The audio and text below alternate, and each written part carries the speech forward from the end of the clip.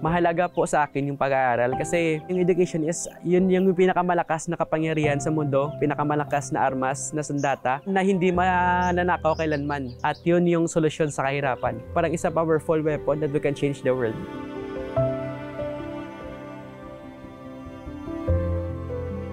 Bilang isang working student, mahirap po eh. Naglalako kahit anong pagkain, kagaya ng corn dogs, tuna pie, lako ka ng lako buong araw. Nalilibang na ako sa pagtitinda yung modules ko, hindi ko pa pala natapos.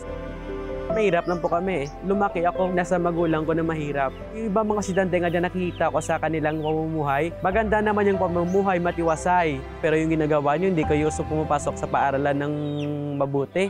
Thankful nga sila, meron silang parents that always there to support them, sustain their needs, especially na palaging gumagabay sa kanila. Pero yung mga kabataan, hindi sumusunod sa mga magulang, bumubulakbol, hindi pumapasok.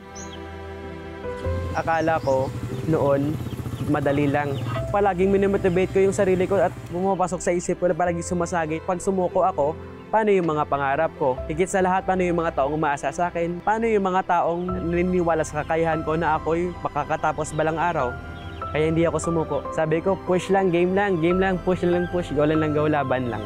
Kasi pagkatyaga, yung determinasyon para ako'y maging isang matibay na student. At higit sa lahat, huwag kayong tumigil kahit anong barriers o paghihirap yung naranasan nyo. Challenge lang yun sa atin. Kasi kapag na-reach natin yung goals na makagraduate balang araw, yun na po yung success na tinatawag. Kasi yung buhay natin ay parang ugat ng puno ng mangga. Yung ugat noon, sobrang pait. Pero kapag nilasahan mo yung bunga, yung fruit of success, tikman mo, sobrang tamis.